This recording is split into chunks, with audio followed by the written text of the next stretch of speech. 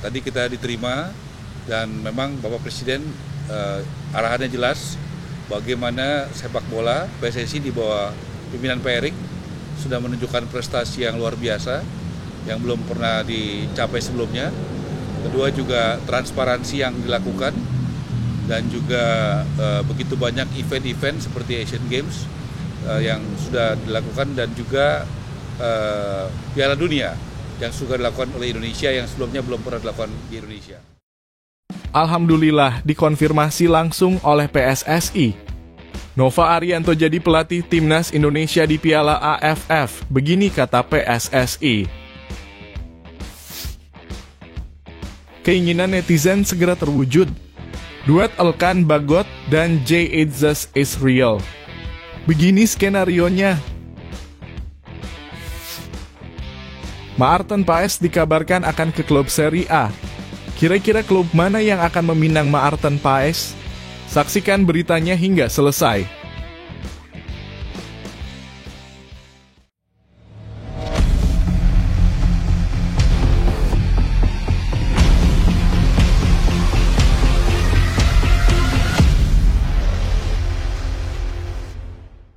Mohon subscribe channel Timnasku Indonesia agar tidak ketinggalan informasi Timnas Indonesia.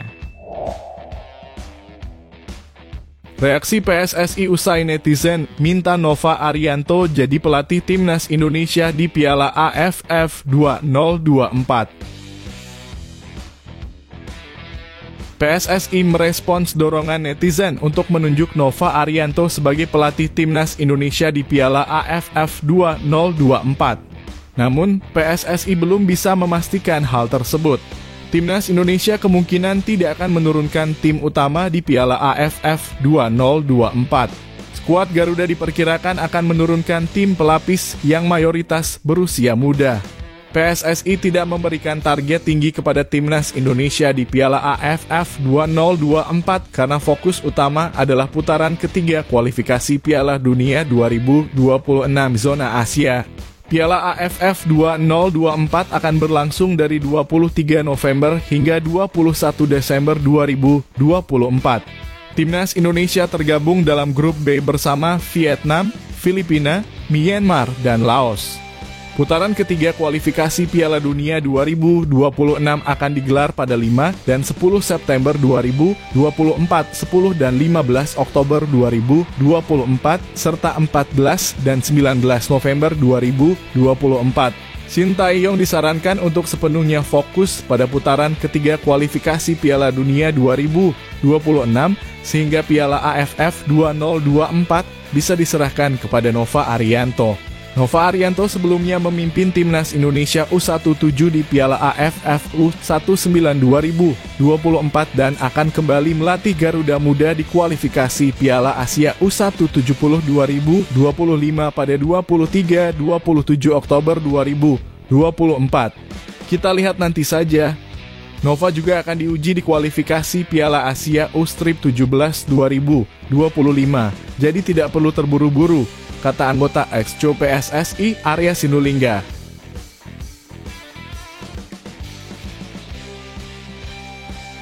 Maarten Paes OTW ke Serie A.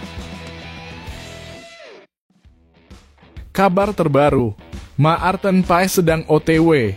Bukan OTW memperkuat Timnas Indonesia, melainkan Maarten Paes OTW menuju Liga Italia. Semoga saja setelah OTW ke Serie A, Maarten Paes segera OTW ke Timnas Indonesia. Maarten Paes, calon penjaga gawang Timnas Indonesia, membuka peluang bermain di Liga Italia Serie A musim 2024/2025.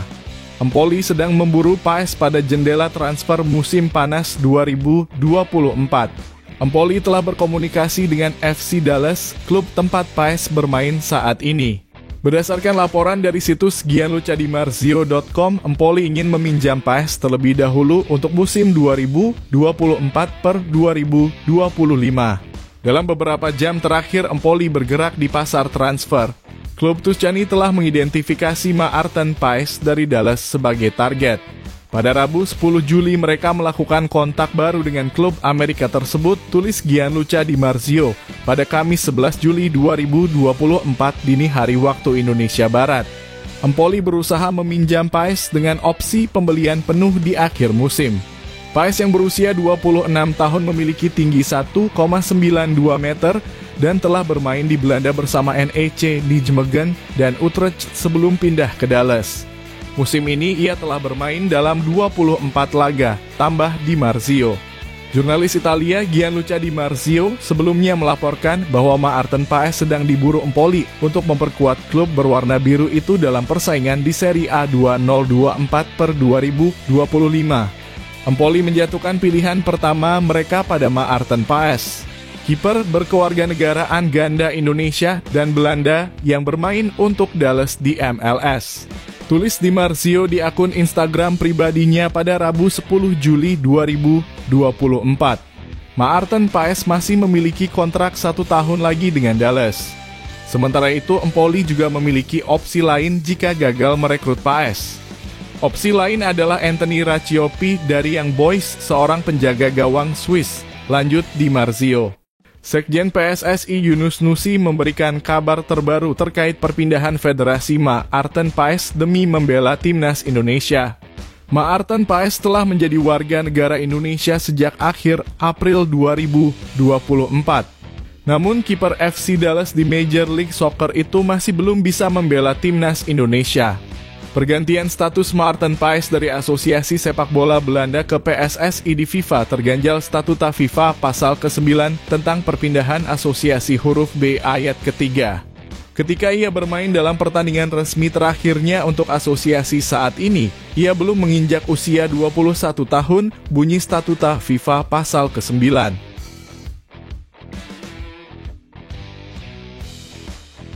Maarten Paes diambil timnas Belanda.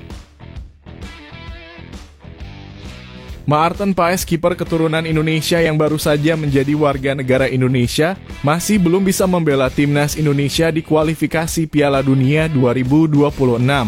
Hal ini karena masalah regulasi FIFA terkait pergantian tim nasional. Paes pernah bermain untuk timnas Belanda U21 di kualifikasi Piala Eropa U21 saat berusia 22 tahun.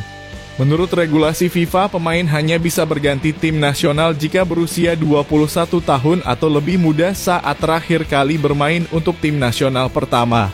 Namun, kualifikasi Piala Eropa U21 saat itu merupakan pertandingan tunda akibat pandemi COVID-19. Hassani Abdul Ghani, mantan anggota ex-Co PSSI, mencurigai ada celah yang bisa dimanfaatkan Paes dan PSSI. Maarten Paes ini agak mencurigakan. Dia terpilih di MLS All-Star.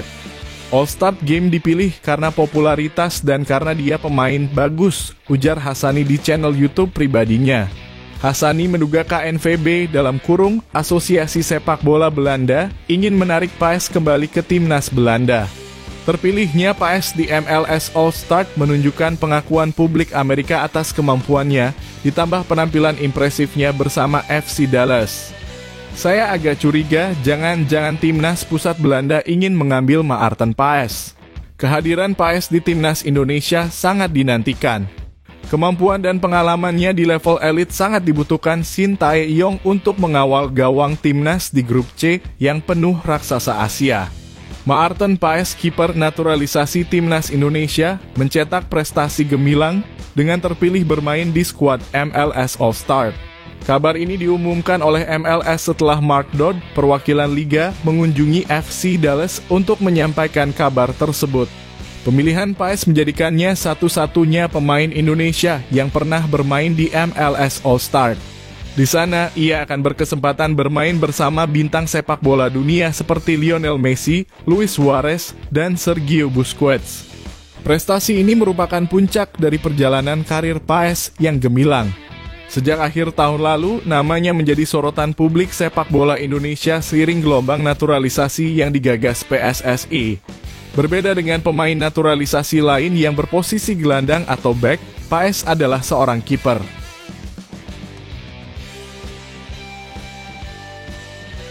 Duet Elkan Bagot dan Jay Itzas segera terwujud. Elkan Bagot kemungkinan besar akan segera berduet dengan Jay Itzes di Timnas Indonesia, kabar yang membuat para pendukung Timnas senang. Kabar ini muncul dari langkah PSSI yang terus berkomunikasi dengan Elkan Bagot dalam beberapa waktu terakhir. Meskipun Timnas Indonesia memiliki banyak pemain belakang berkualitas seperti Jay Itzes, Jordi Amat, Justin Hubner, Rizky Ridho, dan Muhammad Ferrari, Elkan Bagot tetap mendapatkan tempat istimewa di hati para penggemar. Para penggemar berharap Elkan Bagot akan dipanggil oleh Shin Tae-yong. Elkan menjadi favorit karena dia adalah pemain pertama yang memilih bergabung dengan Timnas Garuda ketika tim dalam kondisi sulit.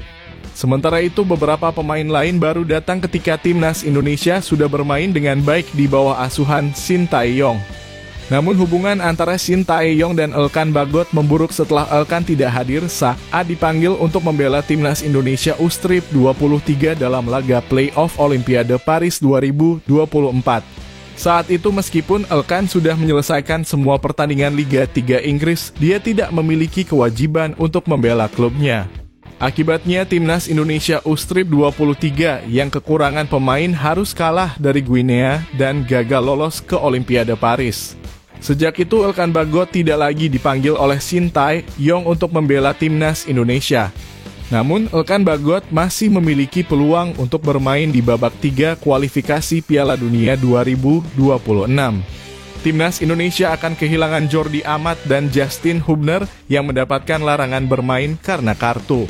Hilangnya dua bek tengah ini memberikan peluang bagi Elkan Bagot untuk masuk dan berduet dengan Jay Itzes. Peluang Elkan Bagot untuk kembali sangat besar, terutama karena baik Elkan maupun PSSI telah memberikan sinyal positif.